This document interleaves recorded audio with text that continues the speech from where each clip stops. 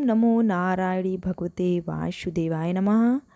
धर्मराज युधिष्ठिर कहने लगे, हे भगवान, कार्तिक कृष्ण एकादशी का क्या नाम है? इसकी विधि क्या है? इसके करने से क्या फल मिलता है? इसका महत्व क्या है?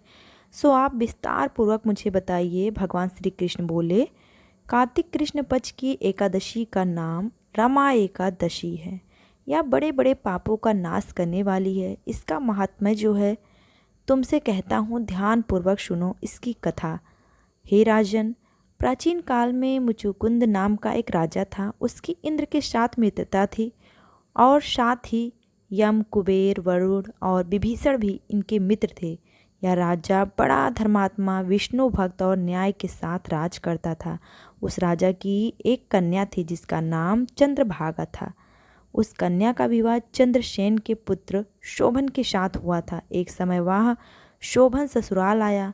उन्हीं दिनों जल्दी ही पूर्णदायिनी एकादशी यानी कि रमा भी आने वाली थी।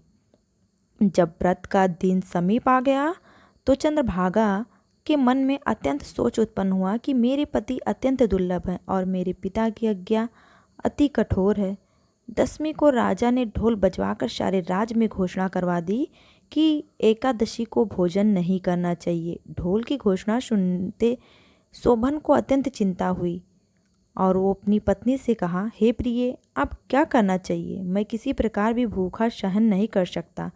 ऐसा उपाय बतलाओ कि जिससे मेरे प्राण बच सके, अन्यथा मेरे प्राण अवश्य चले जाएंगे। चंद्रभागा कहने लगी कि स्वामी, मेरे पिता के राज्य में एकादशी के दिन कोई भी भोजन नहीं करता है। हाथी, घोड़ा, ऊंट, बिल्ली, गौ आदि भी तीर्ण, अन्न, जल आदि का ग्रहण नहीं कर सकते। फिर मनुष्य का तो कहना ही क्या है। यदि आप भोजन करना चाहते हैं तो किसी दूसरे स्थान पर चले जाइए, क्योंकि यदि आप यहीं रहना चाहते हैं तो आपको अवश्य व्रत करना पड़ेगा। ऐसा सुनकर शोभन कहने लगा कि हे प्रिय, मैं अवश्य व्रत करूँगा। जो भाग्य में होगा वह देखा जाएगा। इस प्रकार का विचार कर शोभन व्रत रख लिया। वह भूख और प्यास से अत्यंत पीड़ित होने लगा। जब सूर्य अस्त होने लगे और रात्रि को जागरण का समय आया, जो वैष्णव को अत्यंत हर्ष देने वाला था, परंतु शोभन के लिए अत्यंत दुखदायी हुआ। प्रातःकाल होते ही शोभन के प्राण निकल गए भूख और प्यास के कारण। तब राजा ने उनका देह संस्कार करवा दिया, परंतु चंद्रभागा ने अपने पिता की आज्ञा से अपने शरीर को दग्ध नहीं किया और शोभन की अंत्येष्टि क्रिया के बाद भी पिता के घर में ही रहने लगी। रमा एकादशी के प्रभाव से शोभन को मंदराचल पर्वत पर धन्य धान्य से युक्त तथा शत्रुओं से रहित एक सुंदर देवपुर प्राप्त हुआ, क्योंकि उसने एकादशी यानी कि रमा एकादशी का व्रत रखा था। एक समय मुचुकुंद नगर में रहने वाले एक सोम शर्मा नामक ब्राह्मण तीर्थ यात्रा करता हुआ घूमता घूमता उधर जा रहा था। उसने शोभन को पहचान लिया। यह तो राजा का जमाई शोभन है। उसके निकट गया। शोभन भी उसे पहचान कर अपने आसन में उठकर पास बिठाया और प्रणाम करके कुशल प्रश्न किया। ब्राह्मण ने कहा कि राजा मुचुकुंद और आपकी पत्नी कुशल से हैं। नगर में भी सब प्रकार से कुशल हैं, परंतु हे राजन, हमें आश्चर्य हो रहा है। आप अपना व्यतित्र कहिए कि ऐसा सुंदर नगर जो न कभी देखा है न सुना है, आपको कैसे प्राप्त हुआ? तब शोभन बोला कि कार्तिक कृष्ण की रमा एकादशी का व्रत करने से मुझे यह नगर प्राप्त हुआ, परंतु यह अस्थिर है। यह स्थिर हो जाए ऐसा उपाय कीजिए। ब्राह्मण कहने लगा, हे राजन, यह स्थिर क्यों नहीं है और कैसे स्थिर हो सकता है, आप बताइए।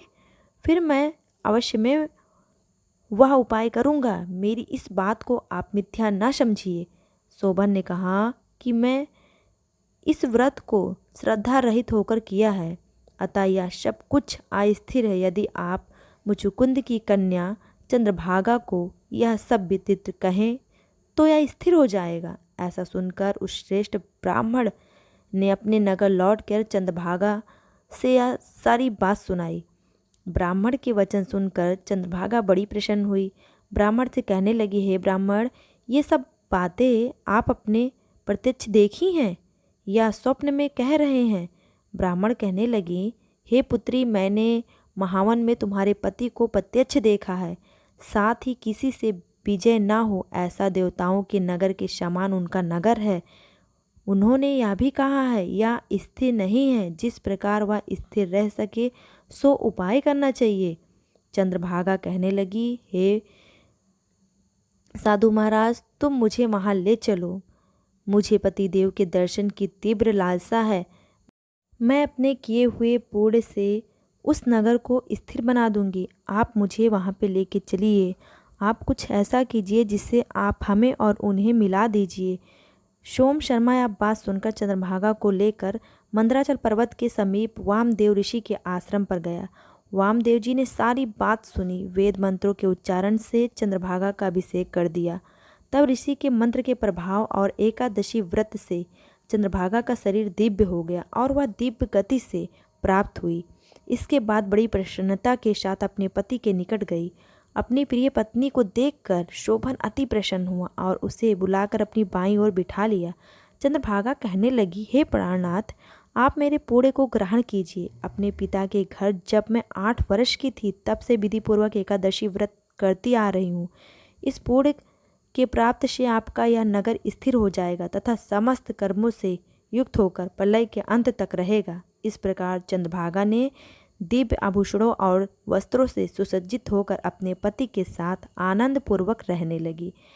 श्री कृष्ण ने युधिष्ठिर से कहा, हे राजन, यह मैंने रमा एकादशी का महात्म्य कहा है। जो मनुष्य इस व्रत को करते हैं उनके सभी हत्यादि पाप समाप्त हो जाते हैं, नष्ट हो जाते हैं। कृष्ण पक्ष और शुक्ल पक्ष दोनों की एकादशियाँ समान हैं, इसमें कोई भेदभाव नहीं है। दोनों समान फल देती हैं। जो मनुष्य इस महात्म्य को पढ़ते हैं, कथा सुनते हैं, कहते हैं, वो समस्त पापों से छुटकारा पाते हैं और विष्णु लोक को प्राप्त होते हैं। तो जो भी मनुष्य, जो भी व्यक्ति एकादशी व्रत की कथा सुनता है या पढ़ता है, भगवान विष्णु, माता लक्ष्मी उस पर अपनी सदैव कृपा बनाते हैं, उनके पूरे पापों को नष्ट करते हैं। बोली विष्णु भगवान लक्ष्मी माता की जय। सभी लोगों को मेरी तरफ से एकादशी की हार्दिक शुभकामनाएं। प्लीज़ चैनल को सब्सक्राइब कर लीजिए और वीडियोस के लिए और जानकारी के लिए समय से पहले आपको मिल सके। चैनल को लाइक, सब्सक्राइब, शेयर करना बिल्कुल ना भूलें। तुरंत सब्सक्राइब कर लीजिए जिससे कि और वीडियो समय से पहले आपको मिल सके।